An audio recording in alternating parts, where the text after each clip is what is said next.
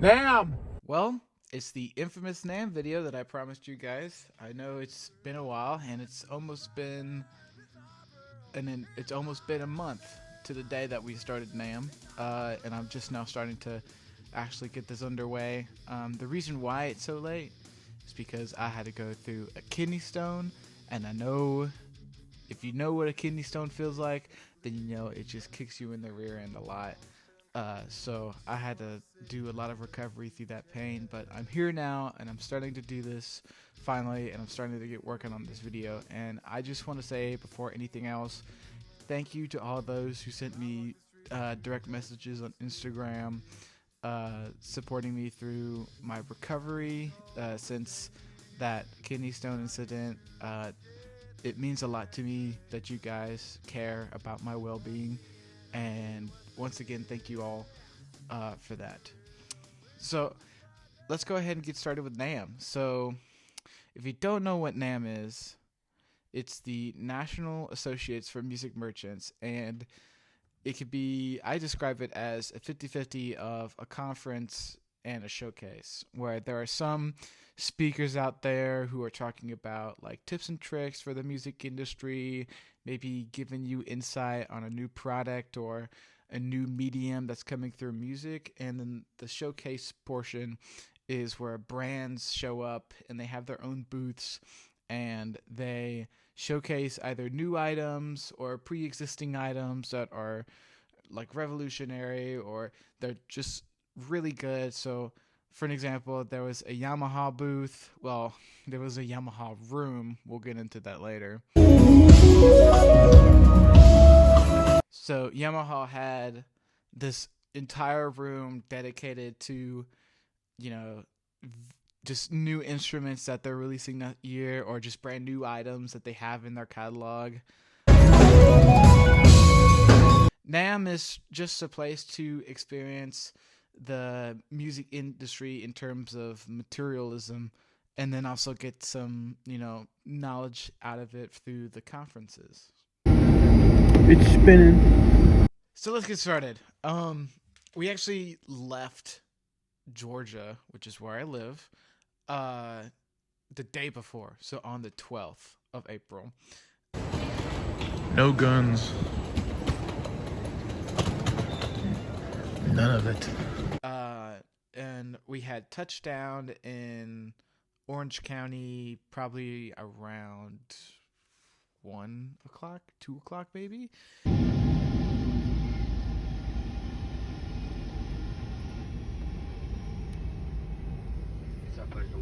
That could have been smoother. And I want to say I was one of the first ones there. And if you've been catching up on the Instagram reels, you know that my family went as well. But they didn't actually attend NAMM. Obviously, they went to Disneyland without me. So while I was off meeting some cool people and trying out some really cool brands, they were off meeting Mickey Mouse and riding the Matterhorn.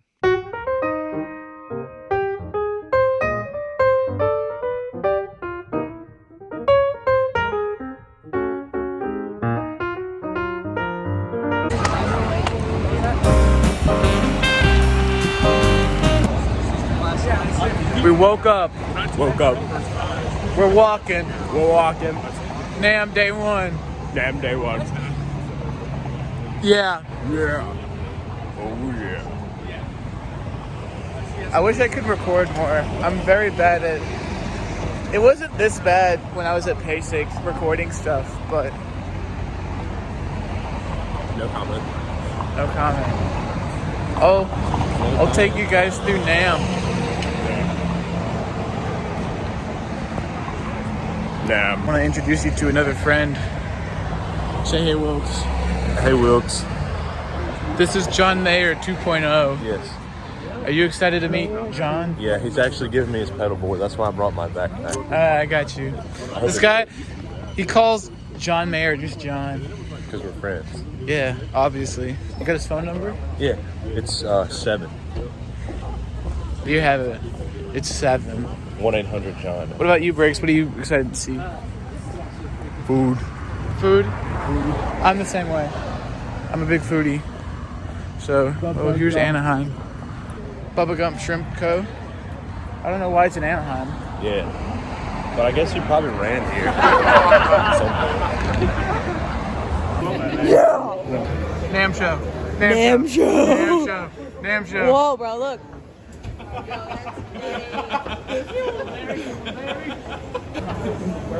I'm waiting.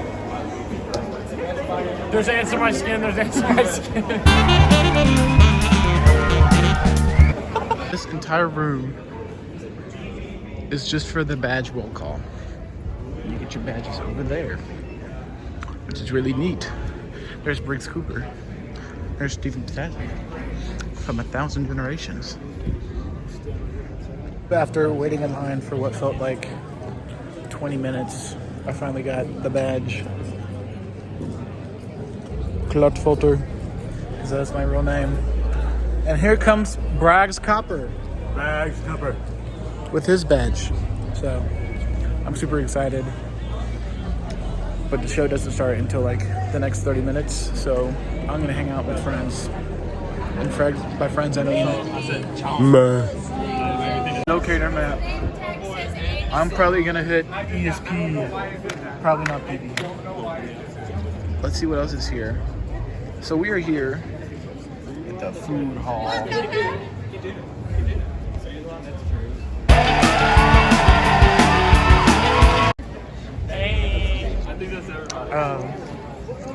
We're here by the Norman, which is somewhere. And then I'm probably the first thing I'm gonna hit is Tajima, because I love Tajima bases. What are you gonna hit, Jacob? Definitely this one. The old Yamaha symbol. Oh, there's another one. There's a group. So far, so good. Looking at, oh my gosh, it's him. It's him. It's him. Devin, Kirk Hammett. Sorry. Oh my gosh.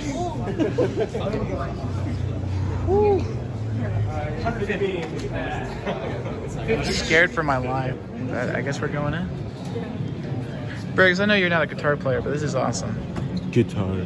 Guitar. Guitar has strings. Could we? Guitar. Yep, these are all James Hetfield's guitars. There's the Snakebite. Oh my gosh.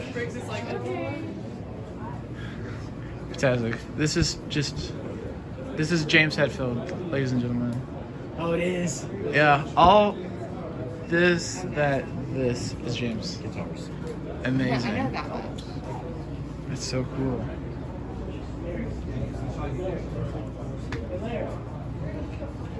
It's surprisingly shorts. I don't know why. We're trying to do the no waiting technology thing. Okay. It's so cool. So freaking awesome. I couldn't get over those James Hetfield guitar. As a huge Metallica fan, so, just the fanboy in me just kind of sparked.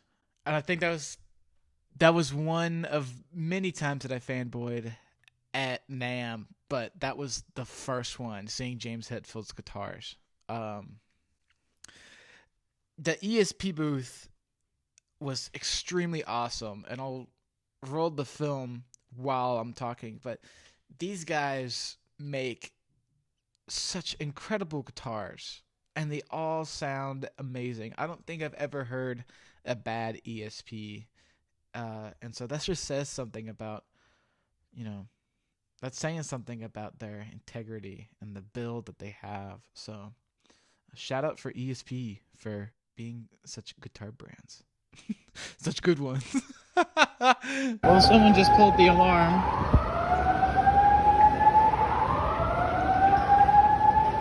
Is there like something happening that I should be aware of? Or well, this is a good view. This is a great start to our day. Is that right, Andy? Yeah. I feel like A to B. A is like, you know, wedding day.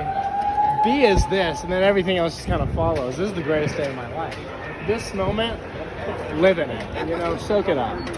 Providing just a little bit of context, well, conspiracy, I think someone pulled the alarm in the entire convention center about a minute before the doors actually opened.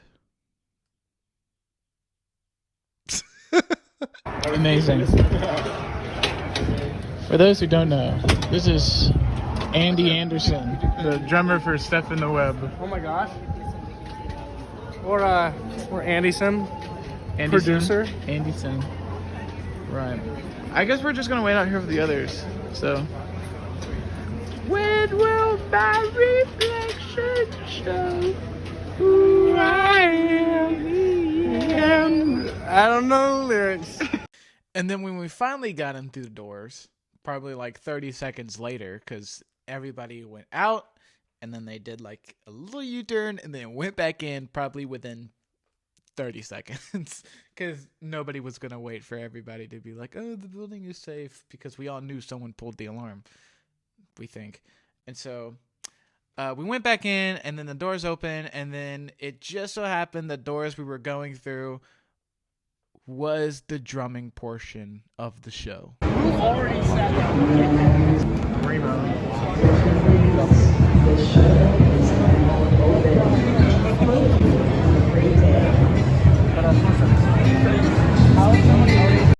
I already can't stress enough how chaotic this one clip looks of everybody just piling in at the same time. Like, it hasn't even been 30 seconds, and there's so many people already like scouring and scattering along the floor, and it was crazy to navigate. And I will be honest, I did get lost a lot. Give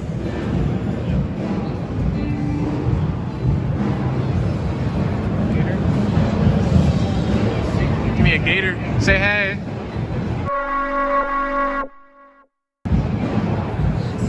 Alright, cool. Just being like traumatized.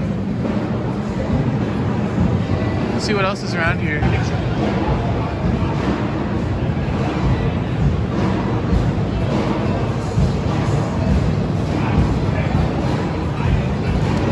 this? I want that. Listen to the sweet siren call. The sweet siren call of the drum set.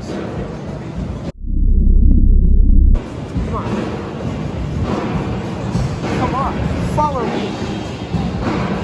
Is this like a RPG game where I'm like holding something? You just walk like this.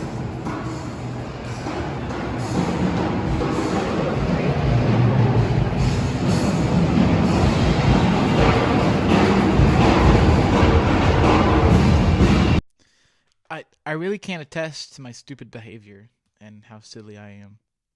I'm just overall weird. I'm sorry. Classy and simple. It's basically like a lesser form of basic. We didn't get a really good. For some reason, the basic Pie Seat didn't really have a really big booth, and now they do, which is nice. Pie Seat's a good brand. And Symbol has some good stuff. T-Symbols LTD. There's Turkish again. Lots of good drum brands are here, man. So,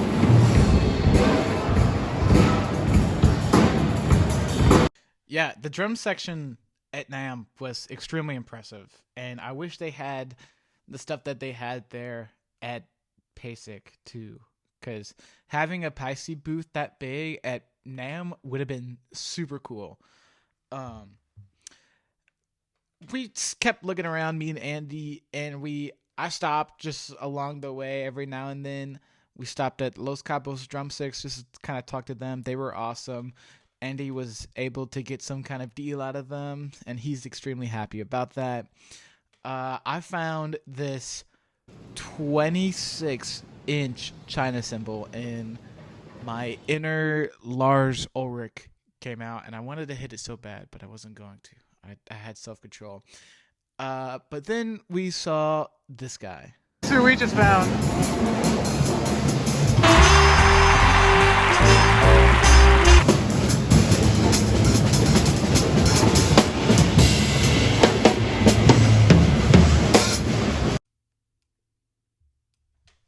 Oh my God! I don't know what to say, because Bernard Purdie is probably my greatest hero in everything. He played on a Steely Dan track. I don't remember which one though.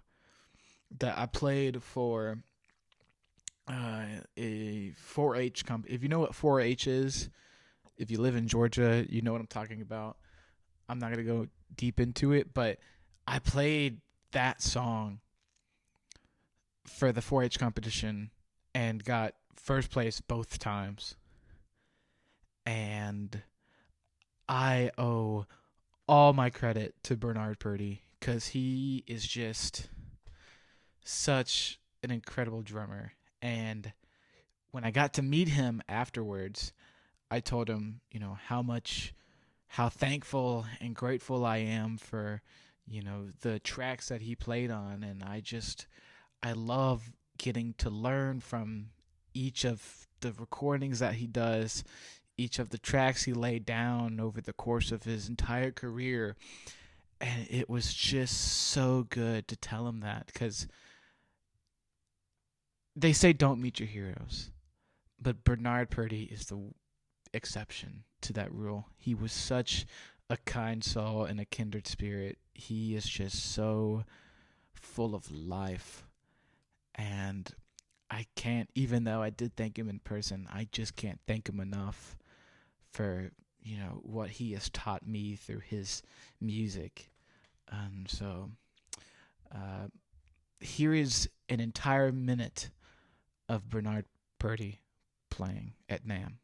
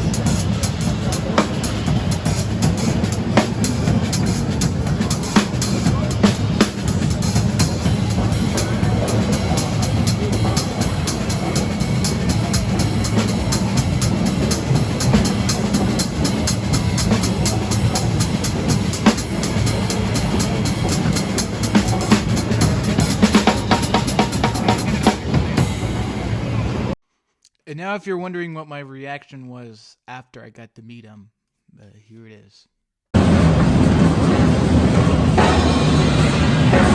I just had probably the greatest experience of my entire life.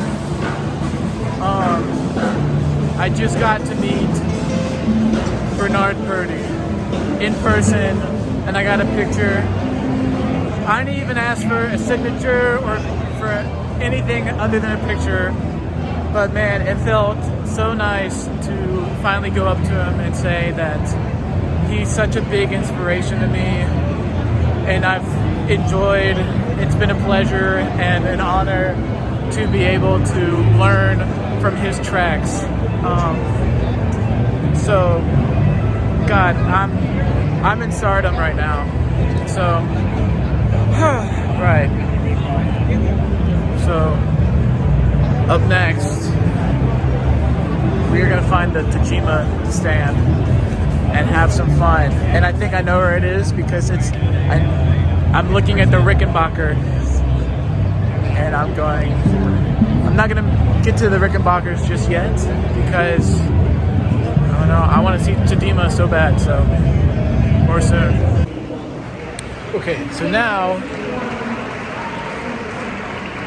So now I was originally gonna go to a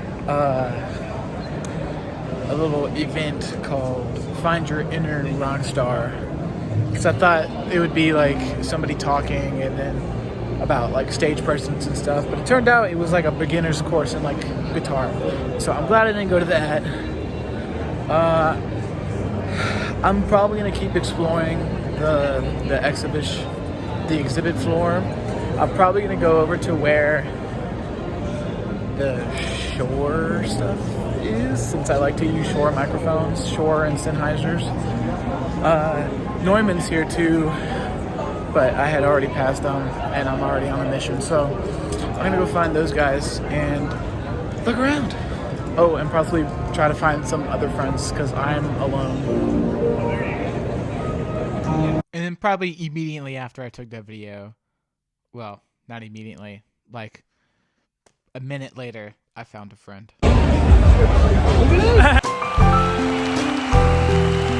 Hey guys. Hey. Jack Kellum. Hey. I was just about to say, I wandered into the audio engineering exhibit for some reason. Dude, I gotta show you a guy. Hold on. Okay. We're gonna go find a guy. Sure. So this guy, okay. API's here? Yeah, API's here.